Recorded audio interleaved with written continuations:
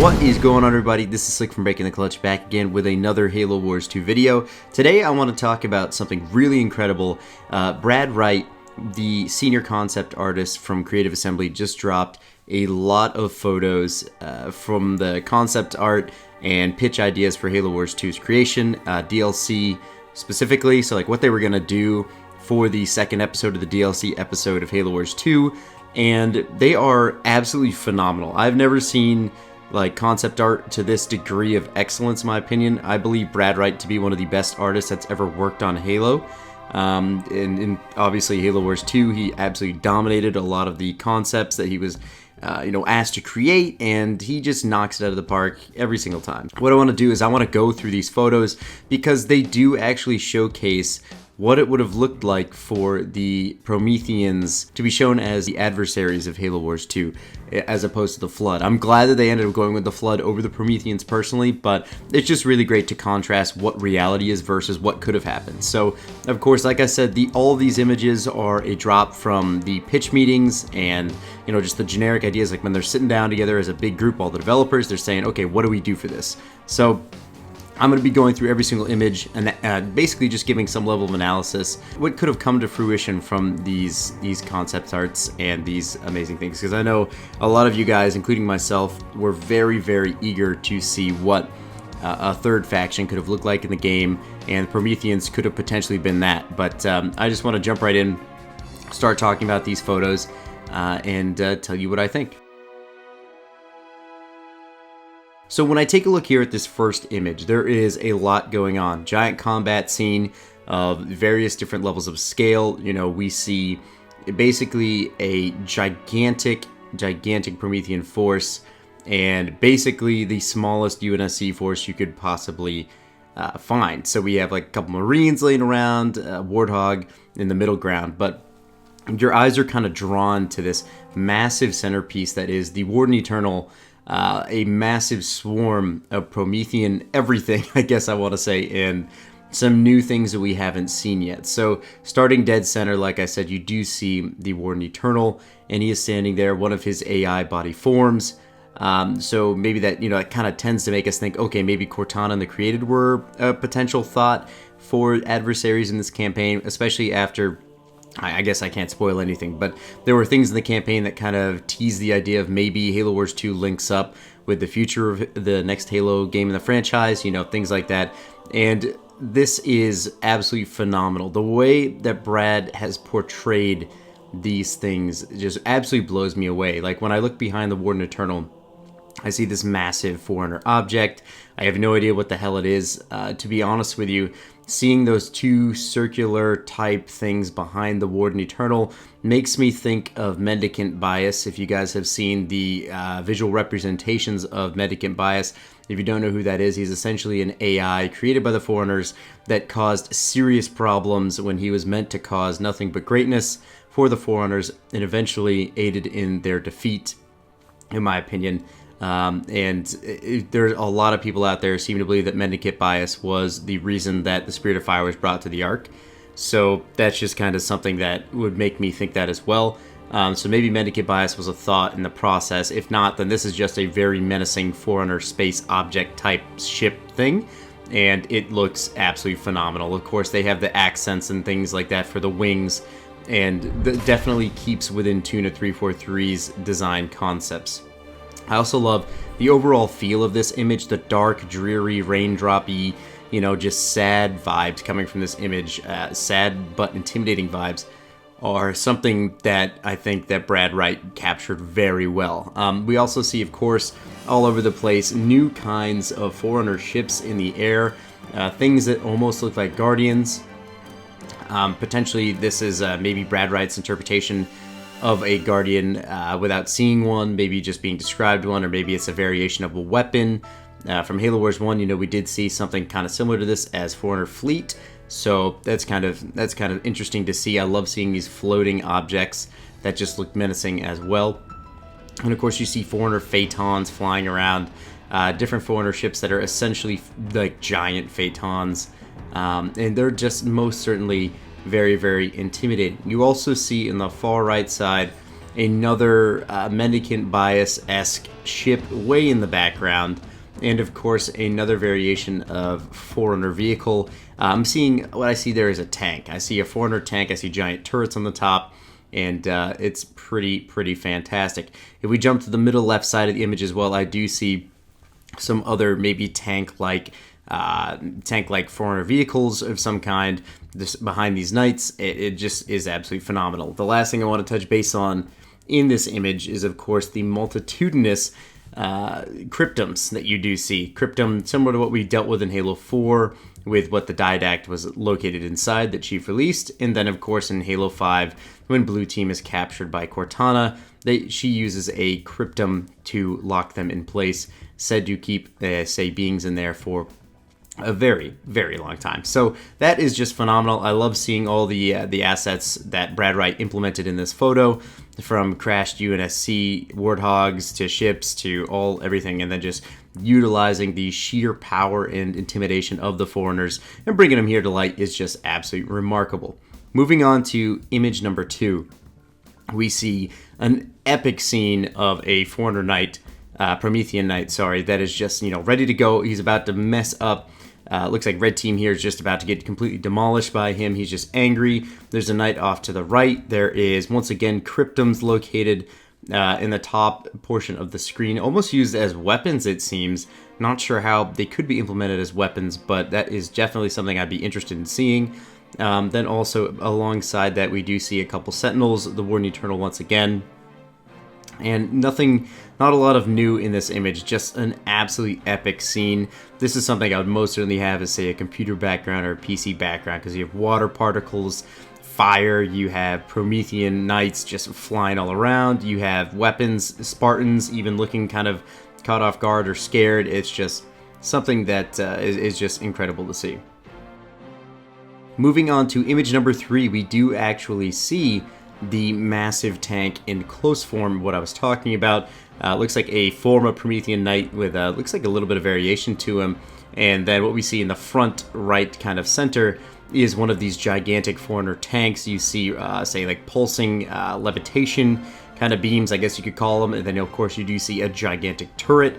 These things are very well designed. I love the dark look to them. The really dark metallic kind of vibes, and then the orange highlights for LEDs, I guess you could say, definitely add to that Forerunner vibe that 343 has been depicting, and Brad Wright most certainly took this and then knocked it out of the park, in my opinion. The earth and everything that these tanks are floating over is just so well done. I love the little accents of water. You can see the moss on the rocks, and it's just absolutely phenomenal. Of course, with the arc in the background, there's just so much scale here in this photo.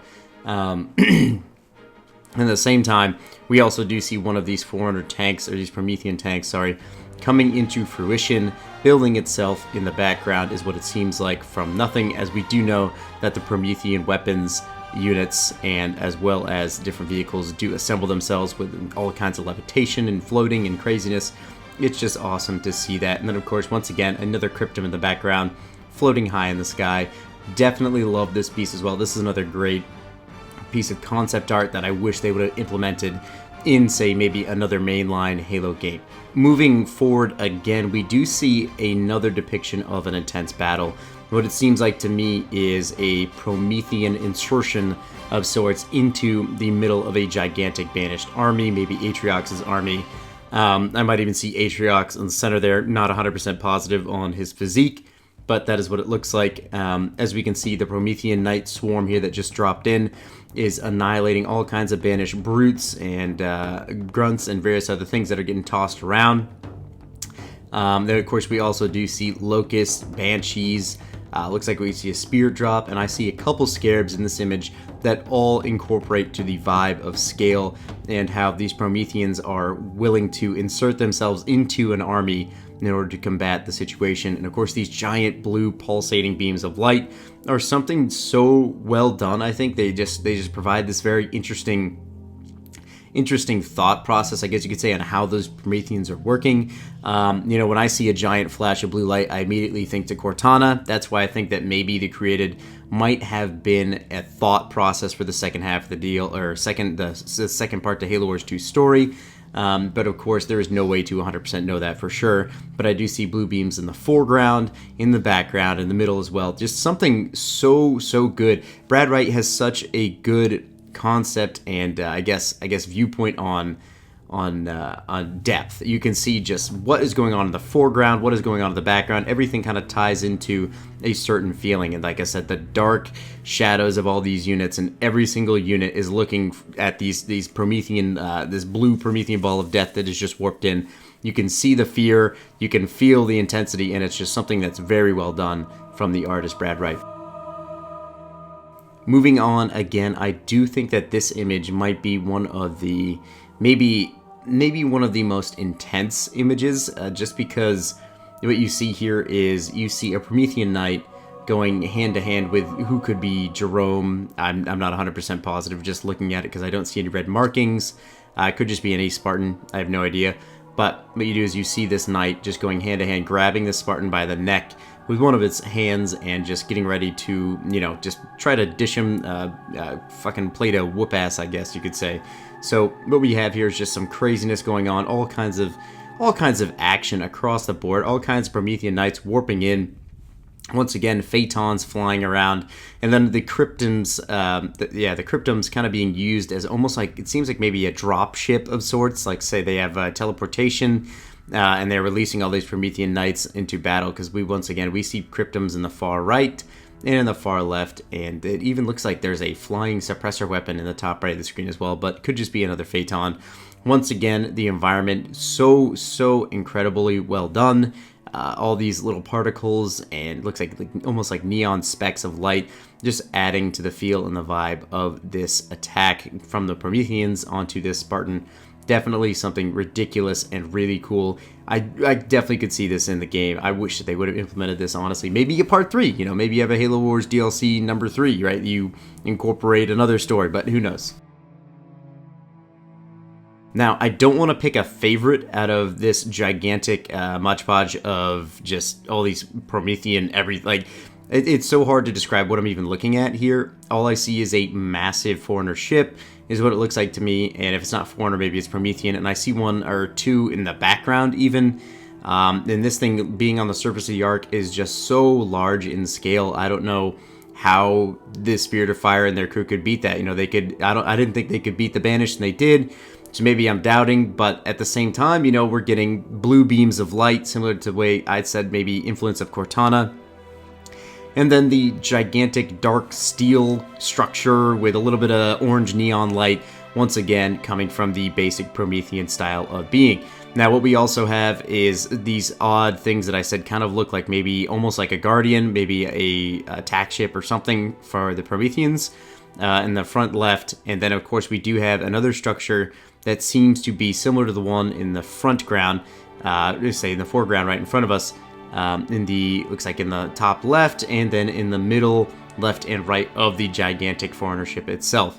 Of course, we are still on the Ark, telling by the background of this image, but we also do see new levels of Promethean ships, or new types of Promethean ships. Even on the bottom center of this valley here from this gigantic ship, we are seeing some other new vehicles that they might even be the tanks that we were talking about earlier.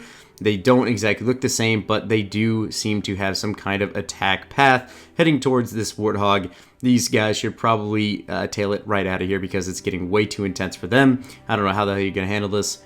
There is a very interesting thing going on as well.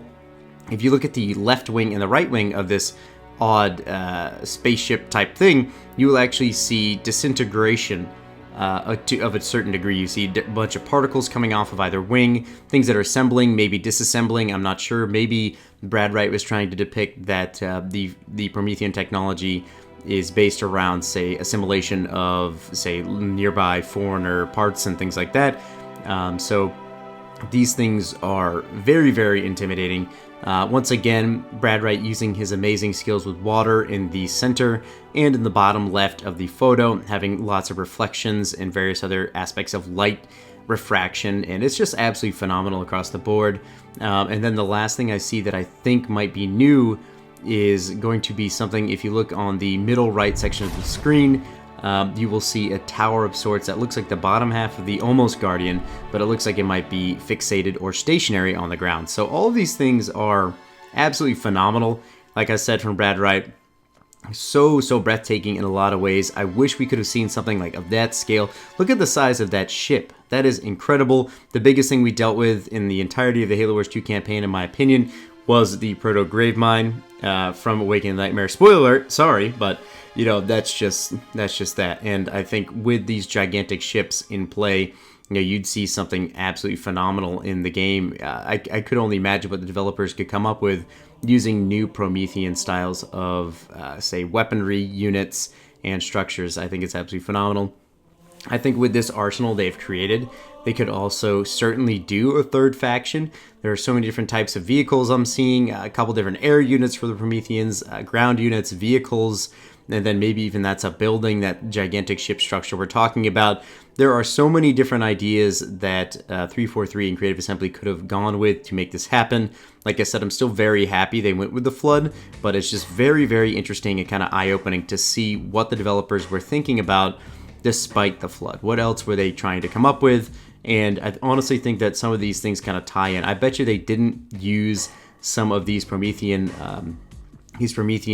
say, assets, probably because we will be dealing with the Prometheans a lot in the Created in the next installment of the Halo franchise. Maybe I could be totally wrong on that, but I feel like that's a reasonable guess. And I also feel like, you know, like I said, that the different kinds of ships we're seeing and even the Warden Eternal himself kind of all hint at that, like maybe a massive created force, a force to be reckoned with, and something that will most certainly be an eye-opener and something intense in the next Halo game. So I bet you they're saving some of these assets, maybe taking some of these concepts that Brad Wright might have come up with, or maybe Brad Wright, say, implemented some other concepts that he was shown from current Halo designs. They're just, all of these things are phenomenal. So I'm going to put a link to these images in the description below. It's actually going to link you to an ArtStation page for Brad Wright. Make sure that you also hit the right tab button or the left tab button when you're on his profile on the ArtStation page. So that way you can see his level design concepts as well. There are some incredible environments that he has created, as I talked about multiple times in these images, and I just want to give the guy credit. He's done such a great job. His implementation of the Halo vibe into a game, into an artist standpoint, is just so spot on, and I think he just took it to a whole new level. The feel, the vibe, the intensity, the emotions that you can get from these images are just top notch, and I think he most certainly deserves that credit. So thank you guys so much for watching. I hope you enjoyed this rundown and analysis of all these images. I'm such a Halo nerd that I just love going all over the art, and I will probably keep doing that in videos in the future, even past Halo Wars 2. So just keep your eyes out for that. If you do like this style of video, please let me know in the comment section below, because I do love doing them. So thank you guys so much for watching. This has been Slick from Breaking the Clutch, and we'll see you guys next time.